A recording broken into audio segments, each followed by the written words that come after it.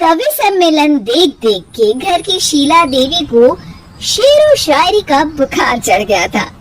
अब वो सीधे मुंह किसी को जवाब ही नहीं देती थी। उनके पति और उनका बेटा तो काम करने घर से बाहर चले जाते थे और उनकी शायरी झेलनी पड़ती थी बहू रेणु को। अब सास बोलती नहीं, अर्ज करती थी, संदूक पे रखी संदूक, संदूक में रखे झुमके, बहू झुमके निकाल के दे मेरे, कहाँ लगा रही है ठुमके। माँ जी, झुमके तो आपके निकाल दूंगी मैं, लेकिन आपके दिमाग से ये शायरी का भूत कैसे निकलेगा?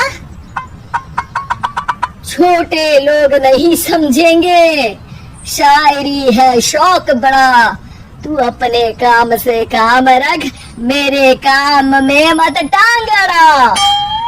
शौक अलग बात है, लेकिन हर चीज में अपना शौक डाल देने से जग हंसाई हो सकती है सासू माँ। अरे मैं हूँ एक नंबर कलाकार, कोई ऐसी वैसी बला नहीं, तुम घर के कामों में उलझी, समझोगी मेरी कला नहीं। ठीक है माँ जी, आप नहीं समझती तो कोई बात नहीं, लाओ मैं आपके झुमके ही निकाल कर दे देती हूँ। बहू सास के झुमके निकाल कर देती है और वहाँ से चली जाती है। शाम को बहू अपने पति से शिकायत करती है, सुनिए जी, आप माँ को कुछ समझाते क्यों नहीं? अरे क्या समझाना है माँ को? अरे अपनी शायरी थोड़ी कम करे ना। अरे तुमको उनकी शायरी से क्या दिक्कत है? अरे मुझे नहीं, पर पड़ोस में सब लोग हंसते हैं, कहते हैं बुढ़ापे में लोग सठिया जाते हैं, लेकिन शीला जी तो शायर हो गई है। अरे लोगों का काम है कहना, लोगों की बातों का क्या टेंशन लेना। अरे वाह, मैंने भी शेर कह दिया, वाह वाह वाह। देख लो, तुमसे किसी ने कहा नहीं और तुम्हारे सामने कोई माँ की बुराई नहीं करता तो तुमको फर्क नहीं पड़ रहा। अरे तुम खामखा की बात का बतंगड़ बना रही हो। चलो चाय बना कर ले आओ मेरे लिए, साथ पियेंगे, कोई ढंग की बातें करेंगे। रेणु चाय बनाने लगती है। पहले वो अपने पति को चाय देती है, फिर सास को और आखिर में अपने ससुर को। लेकिन वो देखती है कि ससुर जी कुछ परेशान से हैं। क्या हुआ ससुर जी, कोई बात हो गई है क्या? अरे तेरी सास बहुत बात पे शायरी करती है। कल मैंने पूछा कि खाना खाया तो तेरी सास ने क्या जवाब दिया पता है? अरे गलती की और आरोपी ने कोड़े खा लिए फटाफट, खाना तो नहीं पर पकोड़े खा लिए झटाझट। अब बता क्या जवाब दूं इस बात का? वो तो सभी से शायरी में ही बात कर रही है, मुझे भी समझ में नहीं आता कि क्या करूं मैं। बेटा उसको उसी की भाषा में जवाब देना पड़ेगा। मैं तो आम बातचीत में भी उसके सामने कुछ नहीं बोल पाता, शायरी में क्या बोलूंगा भला। ससुर ने जैसे ही कहा कि उसको उसी की भाषा में जवाब देना पड़ेगा, बहू को ये बात जच गई। अगले ही दिन वो शायरी की कुछ किताबें लेकर आई और शायरी की प्रैक्टिस करने लगी ताकि सास को उन्हीं की भाषा में जवाब दे सके। उसने दिन रात एक कर दिए।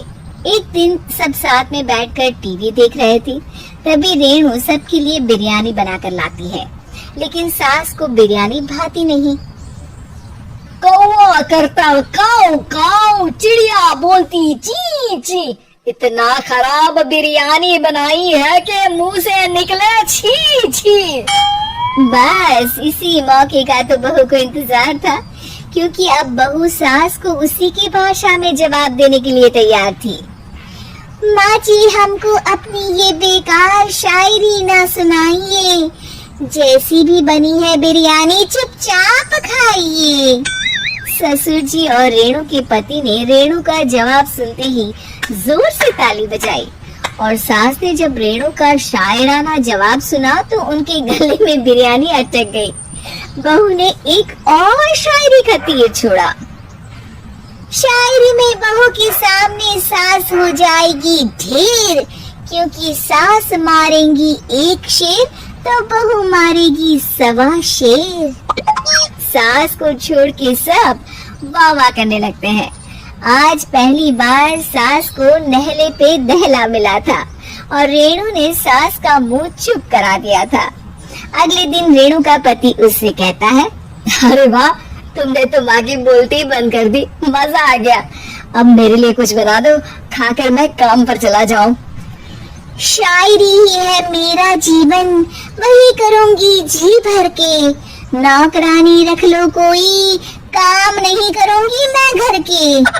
अरे तुम क्या माँ जैसी हरकतें करने लगी, सीधे सीधे बात करो ना। हो गई क्या शायरी, रोज थोड़ी ना करोगी। शीशी भरी गुलाब की पत्थर पे फोड़ दो, जो मुझे शायरी से रोके उसके कान मरोड़ दो। पति घबराकर वहां से चला जाता है और बाहर उसके पिताजी के पास जाकर बैठ जाता है। दोनों अपनी बीवियों की शायरी से परेशान है। ससुर को पछतावा होता है कि क्यों उसने बहू को सास की भाषा में ही जवाब देने का आइडिया दिया। अब तो घर में दो शायर हैं। दोनों एक साथ दुखी स्वर में कहते हैं, हम दोनों की ही बीवियां जब से शायर हो गई है, क्या बताए जिंदगी एक फटा हुआ टायर हो गई है।